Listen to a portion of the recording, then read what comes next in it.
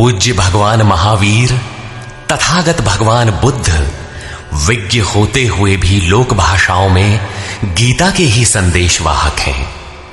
आत्मा सत्य है और पूर्ण संयम से आत्मस्थिति का विधान है, ये गीता का ही विचार है। बुद्ध ने उसी तत्व को सर्वज्ञ तथा अविनाशी पद कहकर गीता के ही विचार को पुष्ट किया है। इतना ही नहीं, अपितु विश्व वाडमय में धर्म के नाम पर जो कुछ भी सार सर्वस्व है, जैसे एक ईश्वर, प्रार्थना, पश्चाताप, तप इत्यादि गीता के ही उपदेश हैं।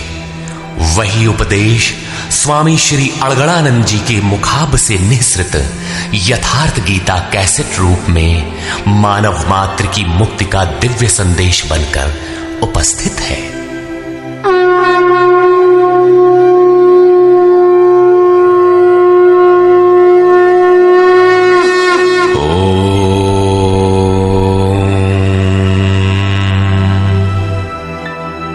श्री परमात्मने नमः। यथार्थ गीता, श्रीमद् भगवत गीता, अथ पंचमो अध्यायः। अध्याय 3 में अर्जुन ने प्रश्न रखा था कि भगवान, जब ज्ञान योग आपको श्रेष्ठ मान्य है तो आप मुझे भयंकर कर्मों में क्यों लगाते हैं? अर्जुन को निष्काम कर्म योग की अपेक्षा ज्ञान योग कुछ सरल प्रतीत हुआ लगता है, क्योंकि ज्ञान योग में हारने पर देवत्व और विजय में महामहिम स्थिति, दोनों ही दशाओं में लाभ ही लाभ प्रतीत हुआ।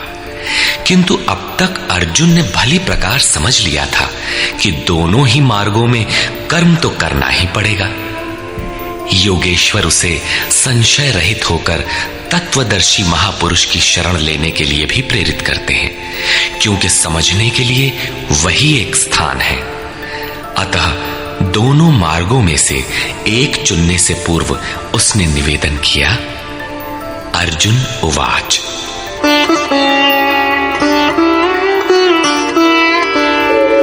संन्यासं कर्मणां कृष्ण पुनर्योगं च शंससि यच्छ्रेय एतयोरेकं तन्मे ब्रूहि सुनिश्चितम्।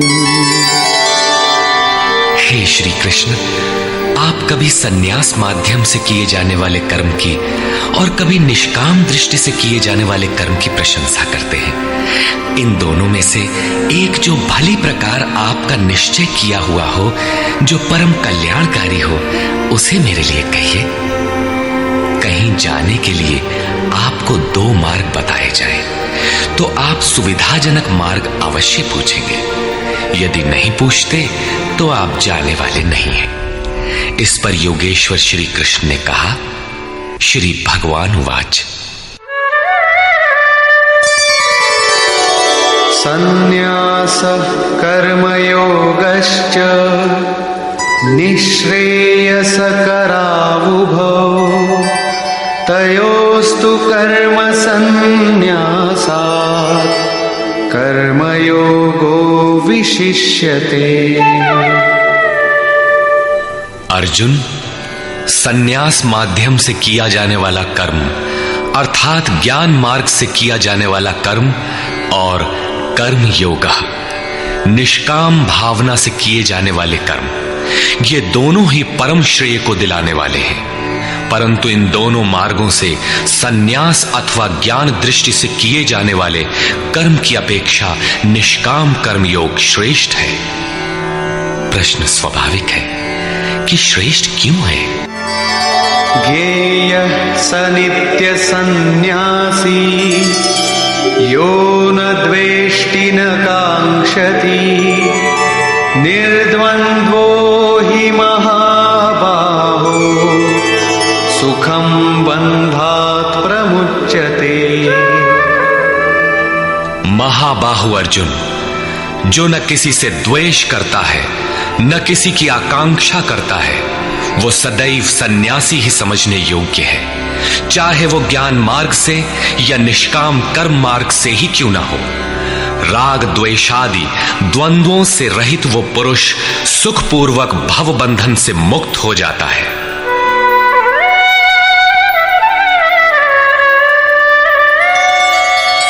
सांख्ययोगौ पृथग् बालाः प्रवदन्ति न पंडिताः एकमप्यास्थितः सम्यक् उभयोर्विन्दते फलम्। निष्काम कर्मयोग तथा ज्ञान योग, इन दोनों को वही अलग अलग बताते हैं जिनकी समझ इस पथ में अभी बहुत हल्की है, न कि पूर्ण ज्ञाता पंडित लोग, क्योंकि दोनों में से एक में भी अच्छी प्रकार स्थित हुआ पुरुष दोनों के फल रूप परमात्मा को प्राप्त होता है। दोनों का फल एक है, इसलिए दोनों एक ही समान है।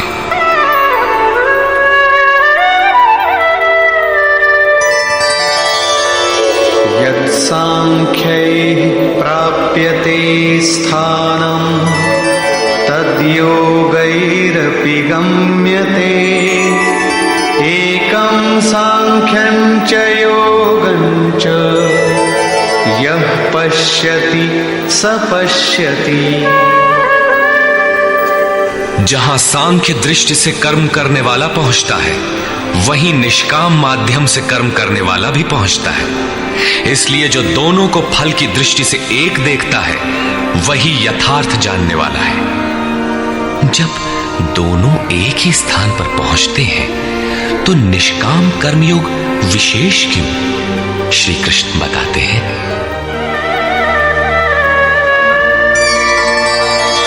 संन्यासस्तु महाबाहो दुःखमाप्तुमयो गतः योगयुक्तो मुनिर्ब्रह्म न चिरेणाधिगच्छति। अर्जुन, निष्काम कर्मयोग का आचरण किए बिना संन्यासः का प्राप्त होना दुखप्रद है। जब योग का आचरण प्रारंभ ही नहीं किया तो असंभव सा है। इसलिए भगवत स्वरूप का मनन करने वाला मुनि, जिसकी मन सहित इंद्रियां मौन है, निष्काम कर्मयोग का आचरण करके परब्रह्म परमात्मा को शीघ्र ही प्राप्त हो जाता है।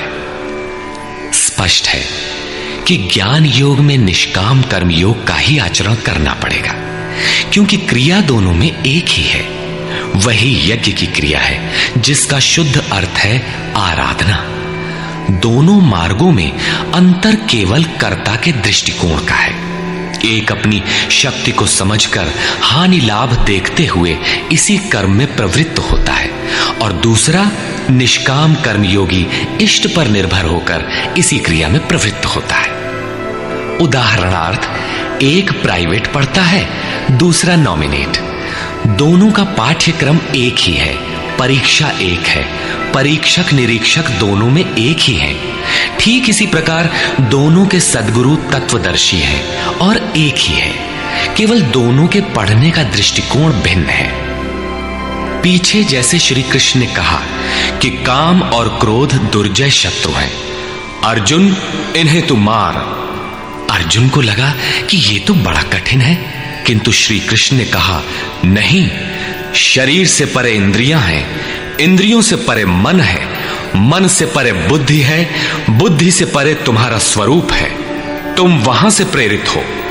इस प्रकार अपनी शक्ति को सामने रखकर स्वावलंबी होकर कर्म में प्रवृत्त होना ज्ञान योग है। समर्पण के साथ इष्ट पर निर्भर होकर उसी कर्म में प्रवृत्त होना निष्काम कर्म योग है। दोनों की क्रिया एक है और परिणाम भी एक ही है। इसी पर बल देकर योगेश्वर श्री कृष्ण यहां कहते हैं कि योग का आचरण किए बिना संन्यास अर्थात शुभाशुभ कर्मों के अंत की स्थिति का प्राप्त होना असंभव है। श्री कृष्ण के अनुसार ऐसा कोई योग नहीं है कि हाथ पर हाथ रखकर बैठे बैठे कहो कि मैं परमात्मा हूं, शुद्ध हूं, बुद्ध हूं, मेरे लिए न तो कर्म है न बंधन, मैं भला बुरा कुछ करता दिखाई पड़ता भी हूं तो इंद्रियां अपने अर्थों में बरत रही हैं। ऐसा पाखंड श्री कृष्ण के शब्दों में कदापि नहीं है। साक्षात योगेश्वर भी अपने अनन्य सखा अर्जुन को बिना कर्म की ये स्थिति नहीं दे सके। यदि ऐसा वे कर सकते तो गीता की आवश्यकता ही क्या थी। कर्म तो करना ही पड़ेगा। कर्म करके ही संन्यास की स्थिति को पाया जा सकता है और योग युक्त पुरुष शीघ्र ही परमात्मा को प्राप्त हो जाता है। योग युक्त पुरुष के लक्षण क्या है, इस पर कहते हैं,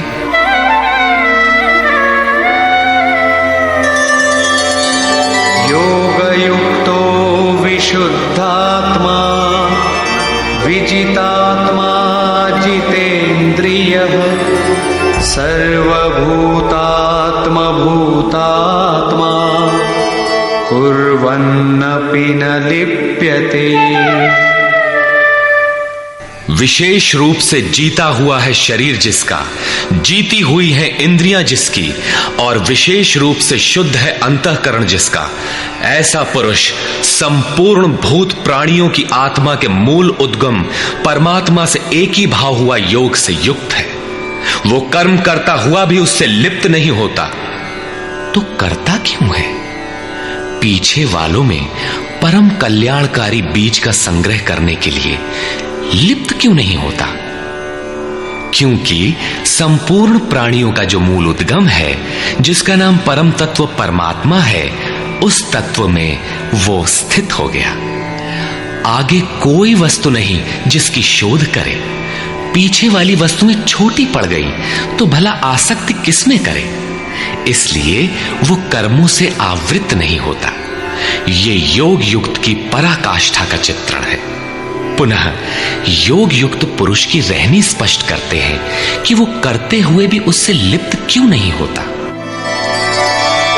नैव किंचित करोमीति युक्तो मन्येत तत्त्ववित् पश्यन् शृण्वन् स्पृशन् जिघ्रन् अश्नन् गच्छन् स्वपन् श्वसन् प्रलपन् विसृजन् गृह्णन् उन्मिषन् निमिषन्नपि इन्द्रियाणि इन्द्रियार्थेषु वर्तन्त इति धारयन्।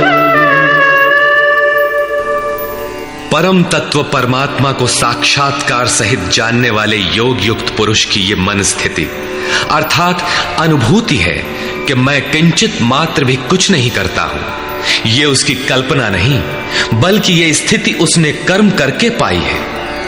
अब प्राप्ति के पश्चात वो सब कुछ सुनता हुआ, स्पर्श करता, सूंघता, भोजन करता, गमन करता, सोता, श्वास लेता, त्याग करता, ग्रहण करता, आंखों को खोलता और मीचता हुआ भी इंद्रियां अपने अर्थों में बरतती हैं।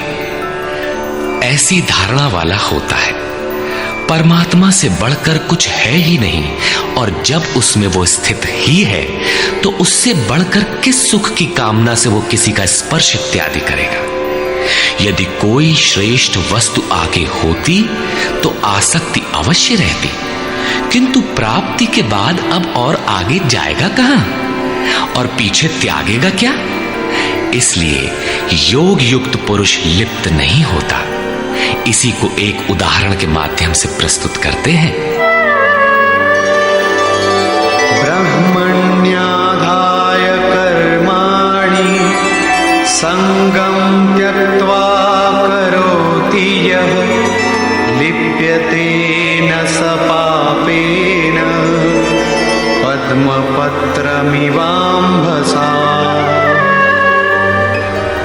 कमल कीचड़ में होता है, उसका पत्ता पानी के ऊपर तैरता है, लहरें रात दिन उसके ऊपर से गुजरती हैं, किंतु आप पत्ते को देखें सूखा मिलेगा।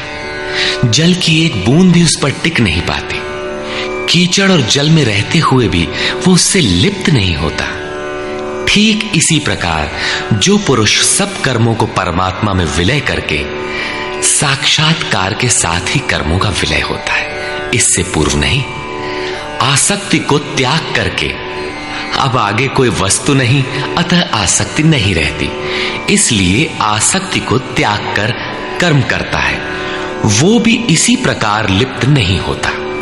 फिर वो करता क्यों है? आप लोगों के लिए, समाज के कल्याण साधन के लिए, पीछे वालों के मार्गदर्शन के लिए। इसी पर बल देते हैं।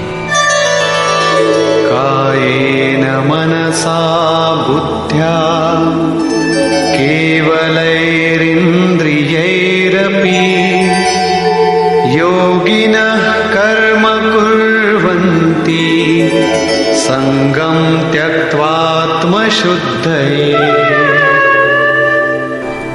योगी जन केवल इंद्रिय, मन, बुद्धि और शरीर द्वारा भी आसक्ति त्याग कर आत्मशुद्धि के लिए कर्म करते हैं। जब कर्म ब्रह्म में विलय हो चुके तो क्या अब भी आत्मा अशुद्ध ही है? नहीं, वे सर्वभूतात्म भूतात्मा हो चुके हैं।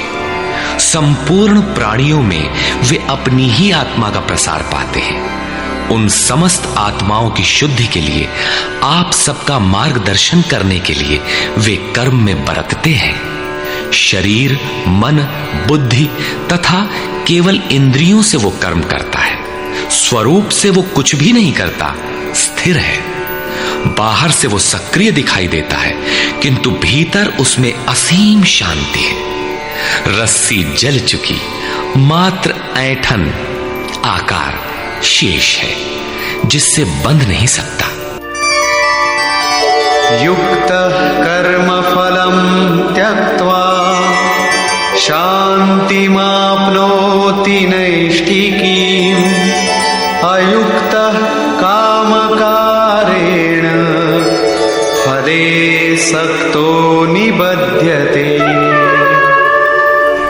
योग युक्त अर्थात योग के परिणाम को प्राप्त पुरुष जो सब प्राणियों के आत्मा के मूल परमात्मा में स्थित है, ऐसा योगी कर्म के फल को त्याग कर, कर्मों का फल परमात्मा उससे भिन्न नहीं है, इसलिए अब कर्म फल को त्याग कर नैष्ठिकीम शांतिम आपनोति, शांति की अंतिम अवस्था को प्राप्त होता है, जिसके आगे कोई शांति शेष नहीं है, जिसके पश्चात वो कभी अशांत नहीं होता।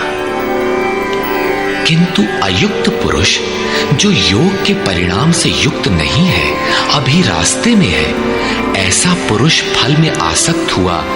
फल है परमात्मा, उसमें उसका आसक्त होना आवश्यक है।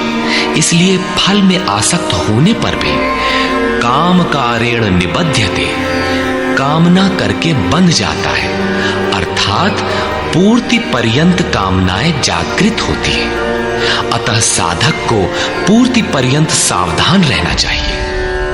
महाराज जी कहा करें, हो तनिको हम अलग, भगवान अलग है, तो माया कामयाब हो सकती है। कल ही प्राप्ति होनी हो, किंतु आज तो वो अज्ञानी ही है। अतः पूर्ति पर्यंत साधक को असावधान नहीं होना चाहिए। इसी पर आगे देखें। सर्वकर्माणि मनसा सन्न्यस्यास्ते सुखं वशी नवद्वारे पुरे देहि नैव कुर्वन्न कारयन्। जो संपूर्ण रूप से स्ववश है, जो शरीर, मन, बुद्धि और प्रकृति से परे स्वयं में स्थित है, ऐसा वशी पुरुष निसंदेह न कुछ करता है न कराता है। पीछे वालों से कराना भी उसकी आंतरिक शांति का स्पर्श नहीं कर पाता। ऐसा स्वरूपस्थ पुरुष शब्दादि विषयों को उपलब्ध कराने वाले 9 द्वारों, 2 कान, 2 नेत्र, 2 नासिका छिद्र, 1 मुख, उपस्थ एवं पायु वाले शरीर रूपी घर में सब कर्मों को मन से त्याग कर स्वरूपानंद में ही स्थित रहता है। यथार्थतः वो न कुछ करता है और न कराता है। इसी को पुनः श्री कृष्ण दूसरे शब्दों में कहते हैं कि वो प्रभु न करता है न कराता है। सद्गुरु, भगवान, प्रभु, स्वरूपस्थ, महापुरुष, युक्त इत्यादि एक दूसरे के पर्याय हैं। अलग से कोई भगवान कुछ करने नहीं आता। वो जब करता है तो इन्हीं स्वरूपस्थ इष्ट के माध्यम से कराता है। महापुरुष के लिए शरीर मकान मात्र है। अतः परमात्मा का करना और महापुरुष का करना एक ही बात है, क्योंकि वो उनके द्वारा है। वस्तुतः वो पुरुष करते हुए भी कुछ नहीं करता। इसी पर अगला श्लोक देखें।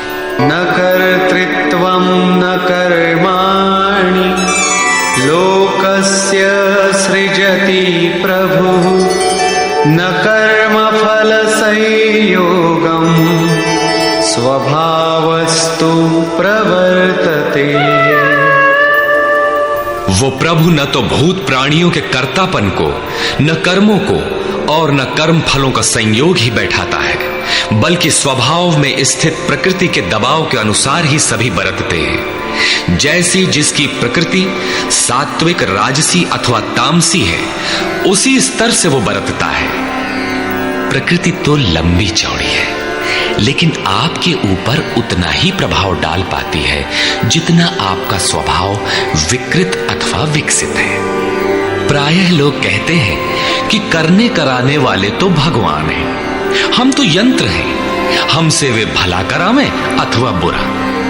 किंतु योगेश्वर श्री कृष्ण कहते हैं कि न वो प्रभु स्वयं करता है, न कराता है और न वो जुगाड़ ही बैठाता है। लोग अपनी स्वभाव में स्थित प्रकृति के अनुरूप बरतते हैं, भगवान नहीं करते।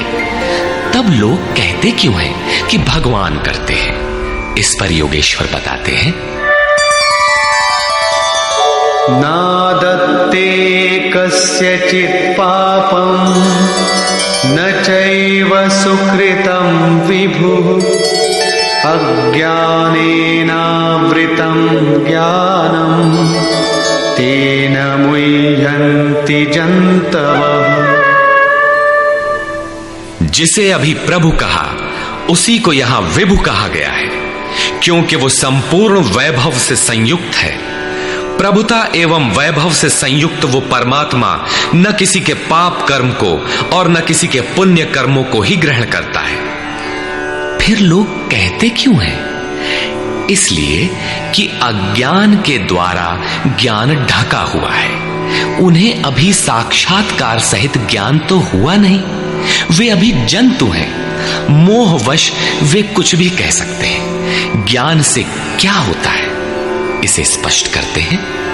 ज्ञानेन तु तदज्ञानम् येषां नाशितमात्मनः तेषामादित्यवज्ज्ञानं प्रकाशयति तत्परम्।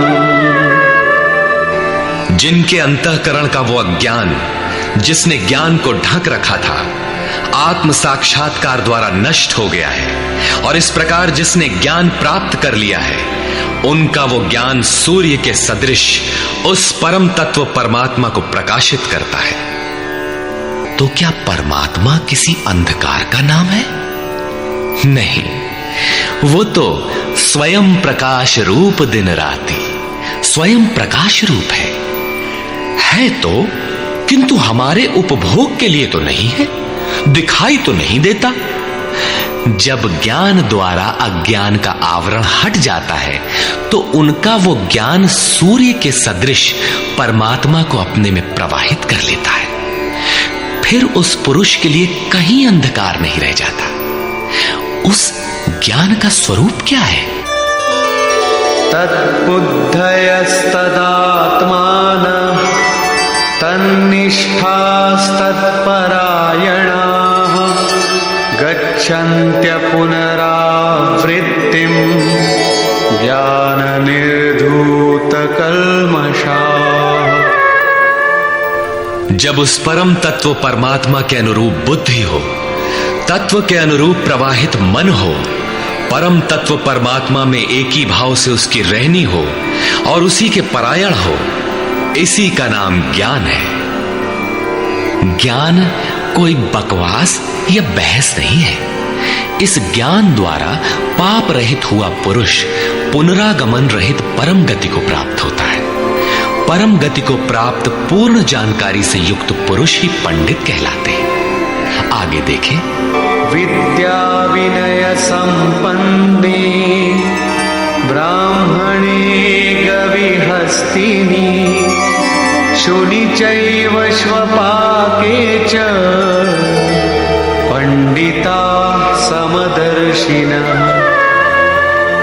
ज्ञान के द्वारा जिनका पाप शमन हो चुका है, जो अपनावर्ती परम गति को प्राप्त हैं, ऐसे ज्ञानी जन विनय युक्त ब्राह्मण तथा चांडाल में, गाय और कुत्ते में तथा हाथी में समान दृष्टि वाले होते हैं। उनकी दृष्टि में विद्या विनय युक्त ब्राह्मण न तो कोई विशेषता रखता है और न चांडाल कोई हीनता रखता है। न गाय धर्म है और न कुत्ता अधर्म, और न हाथी विशालता ही रखता है। ऐसे पंडित ज्ञाता जन समदर्शी और समवर्ती होते हैं। उनकी दृष्टि चमड़ी पर नहीं रहती बल्कि आत्मा पर पड़ती है। अंतर केवल इतना है, विद्या विनय संपन्न स्वरूप के समीप है और शेष कुछ पीछे है। कोई एक मंजिल आगे है तो कोई पिछले पड़ाव पर। शरीर तो वस्त्र है। उनकी दृष्टि वस्त्र को महत्व नहीं देती, अपितु उनके हृदय में स्थित आत्मा पर पड़ती है। इसलिए वे कोई भेद नहीं रखते। श्री कृष्ण ने पर्याप्त गो सेवा की थी। उन्हें गाय के प्रति गौरवपूर्ण शब्द कहना चाहिए था, किंतु उन्होंने ऐसा कुछ भी नहीं कहा। श्री कृष्ण ने गाय को धर्म में कोई स्थान नहीं दिया। उन्होंने केवल इतना माना कि अन्य जीवात्माओं की तरह उसमें भी आत्मा है।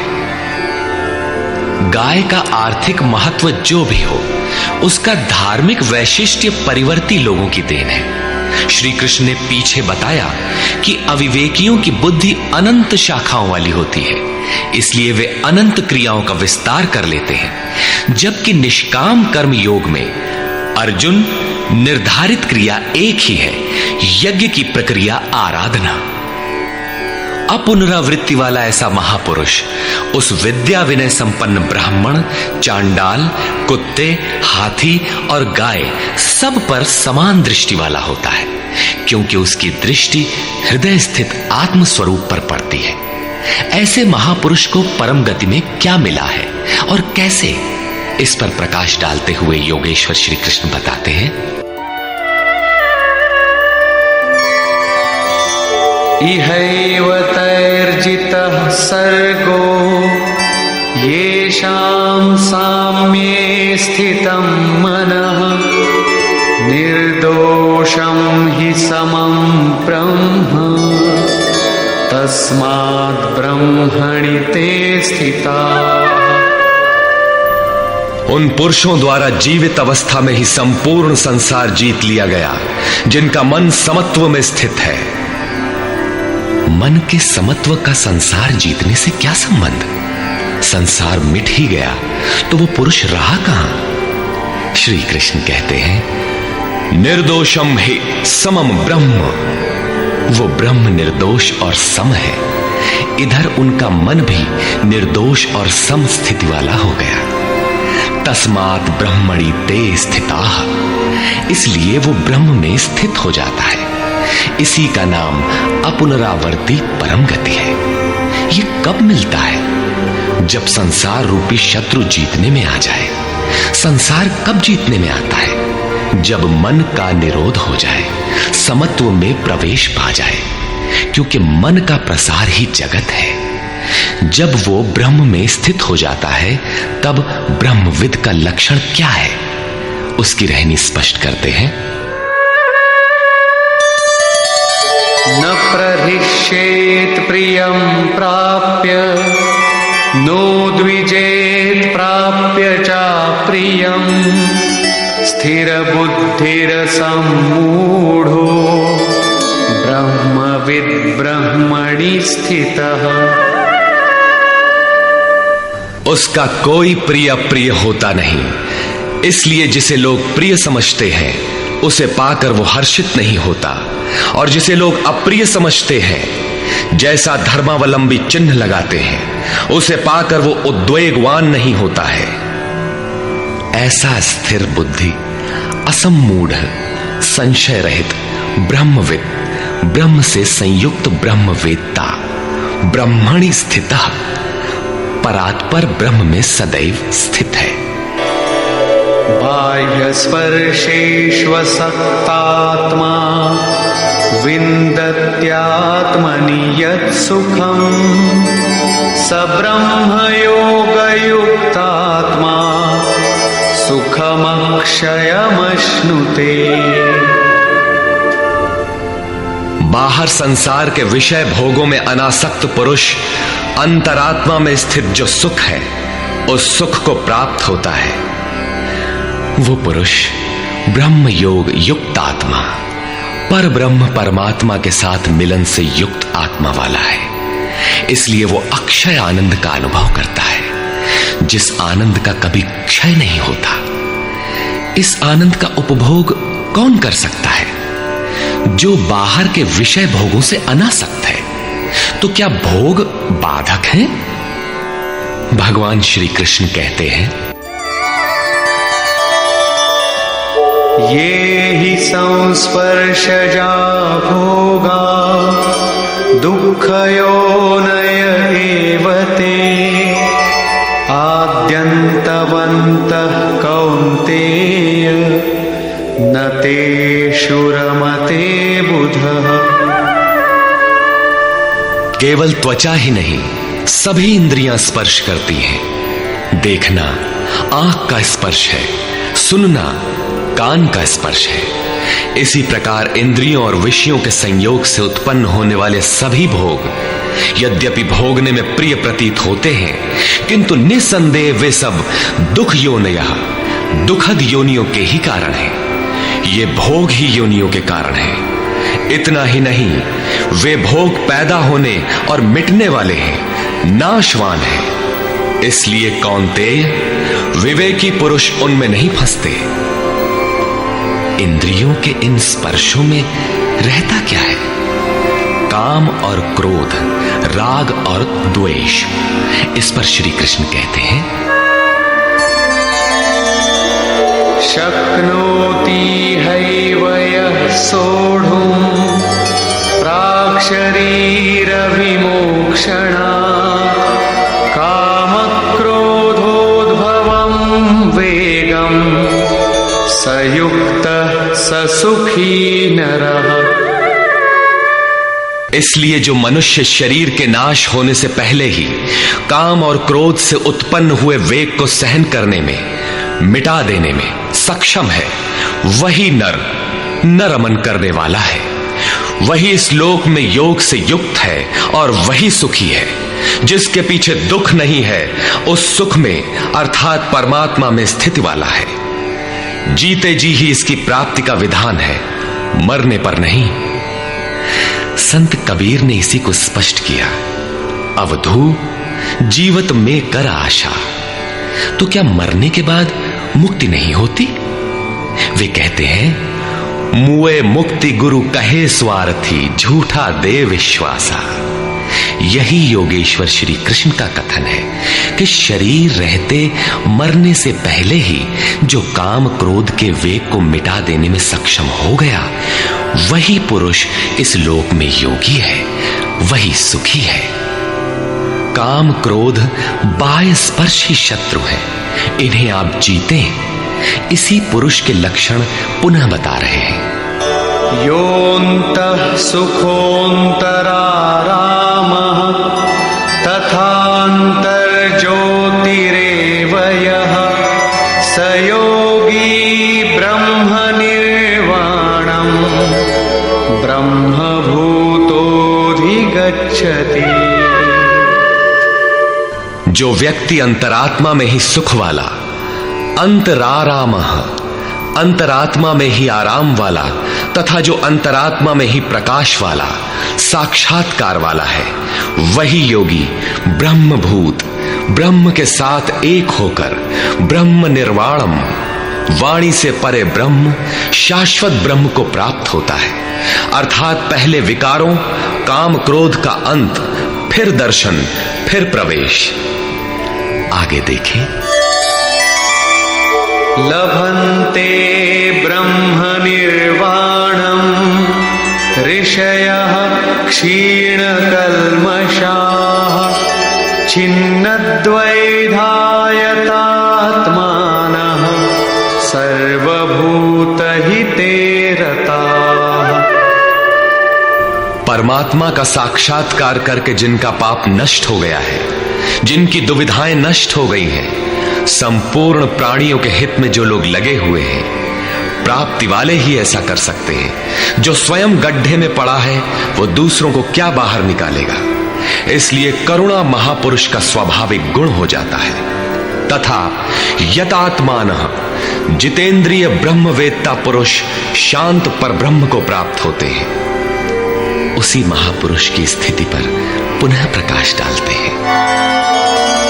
काम क्रोध वियुक्तानां यतीनां यतचेतसाम् अभितो ब्रह्म निर्वाणं वर्तते विदितात्मनाम्।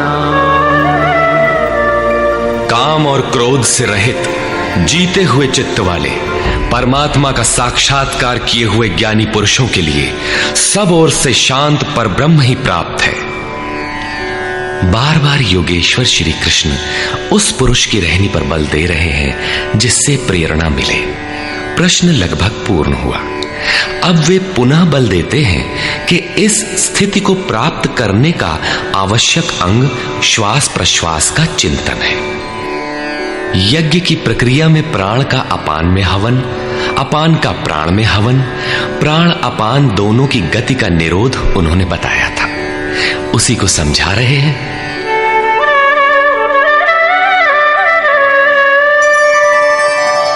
स्पर्शान् कृत्वा बहिर्बाह्यान् चक्षुश्चैवान्तरे भ्रुवोः प्राणापानौ समौ कृत्वा नासाभ्यन्तरचारिणौ यतेन्द्रियमनोबुद्धिः मुनिर्मोक्षपरायणः विगतेच्छाभयक्रोधो यः सदा मुक्त एव सः। अर्जुन, बाहर के विषयों दृश्यों का न चिंतन करते हुए उन्हें त्याग कर नेत्रों की दृष्टि को भ्रिकुटी के बीच में स्थिर करके, भ्रुवोः अंतरे का ऐसा अर्थ नहीं कि आंखों के बीच या भावों के बीच कहीं देखने की भावना से दृष्टि लगाएं। भ्रिकुटी के बीच का शुद्ध अर्थ इतना है कि सीधे बैठने पर दृष्टि भ्रिकुटी के ठीक मध्य से सीधे आगे बढ़े। दाहिने बाएं इधर उधर चकपक न देखें। नाक की डाणी पर सीधी दृष्टि रखते हुए नासिका के अंदर विचरण करने वाले प्राण और अपान वायु को सम करके, अर्थात दृष्टि तो वहां स्थिर करो और सुरत को श्वास में लगा दो कि कब श्वास भीतर गई, कितनी रुकी। लगभग आधा सेकंड रुकती है, प्रयास करके न रोकें। कब श्वास बाहर निकली, कितनी देर तक बाहर रही। श्वास में उठने वाली नाम ध्वनि सुनाई पड़ती रहेगी। इस प्रकार श्वास प्रश्वास पर जब सुरत टिक जाएगी तो धीरे धीरे श्वास अचल स्थिर ठहर जाएगी, सम हो जाएगी। न भीतर से संकल्प उठेंगे और न बाह्य संकल्प अंदर टकराव कर पाएंगे। बाहर के भोगों का चिंतन तो बाहर ही त्याग दिया गया था, भीतर भी संकल्प नहीं जागृत होंगे। सुरत एकदम खड़ी हो जाती है, तैल धारावत। तेल की धारा पानी की तरह टप टप नहीं गिरती, जब तक गिरेगी धारा ही गिरेगी। इसी प्रकार प्राण और अपान की गति एकदम सम स्थिर करके इंद्रियों, मन और बुद्धि को जिसने जीत लिया है, इच्छा, भय और क्रोध से रहित मननशीलता की चरम सीमा पर पहुंचा हुआ मोक्ष परायण मुनि सदा मुक्त ही है। मुक्त होकर वो कहां जाता है, क्या पाता है, इस पर कहते हैं भोक्तारं यज्ञ तपसां सर्वलोकमहेश्वरं सुहृदं सर्वभूतानां ज्ञात्वा मां शान्तिमृच्छति। वो मुक्त पुरुष, मुझे यज्ञ और तपों को भोगने वाला, संपूर्ण लोकों के ईश्वरों का भी ईश्वर, संपूर्ण प्राणियों का स्वार्थ रहित हितैषी, ऐसा साक्षात जानकर शांति को प्राप्त होता है।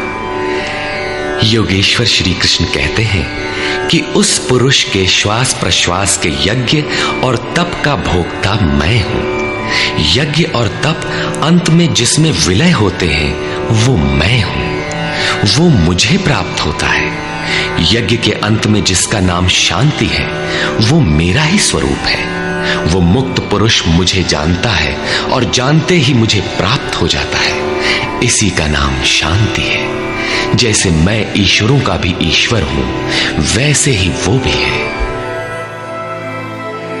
निष्कर्ष, इस अध्याय के आरंभ में अर्जुन ने प्रश्न किया कि कभी तो आप निष्काम कर्म योग की प्रशंसा करते हैं और कभी आप संन्यास मार्ग से कर्म करने की प्रशंसा करते हैं। अतः दोनों में एक को जो आपका सुनिश्चित किया हो, परम कल्याणकारी हो, उसे कहिए। श्री कृष्ण ने बताया, अर्जुन, परम कल्याण तो दोनों में है। दोनों में वही निर्धारित यज्ञ की क्रिया ही की जाती है। फिर भी निष्काम कर्मयोग विशेष है। बिना इसे किए सन्यास अर्थात शुभाशुभ कर्मों का अंत नहीं होता। सन्यास मार्ग नहीं, मंजिल का नाम है। योग युक्त ही सन्यासी है। योग युक्त के लक्षण बताए कि वही प्रभु है। वह न करता है न कुछ कराता है, बल्कि स्वभाव में प्रकृति के दबाव के अनुरूप लोग व्यस्त हैं। जो साक्षात मुझे जान लेता है वही ज्ञाता है, वही पंडित है। यज्ञ के परिणाम में लोग मुझे जानते हैं।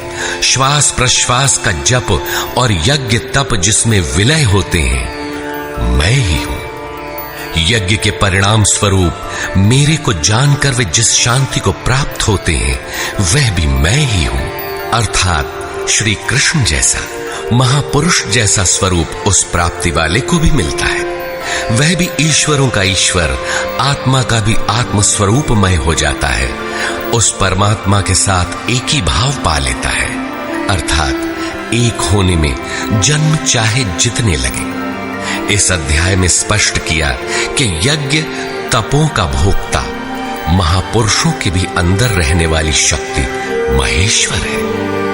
अतः ओम तत्सदिति श्रीमद्भगवद्गीता सूपनिषत्सु ब्रह्म विद्यायाम योग शास्त्रे श्री कृष्णार्जुन संवादे यज्ञ भोक्ता महापुरुषस्त महेश्वरः नाम पंचमोऽध्यायः। इस प्रकार स्वामी अड़गड़ानंद कृत श्रीमद् भगवद गीता के भाष्य यथार्थ गीता का 5वां अध्याय पूर्ण होता है। हरि ओम तत्सत।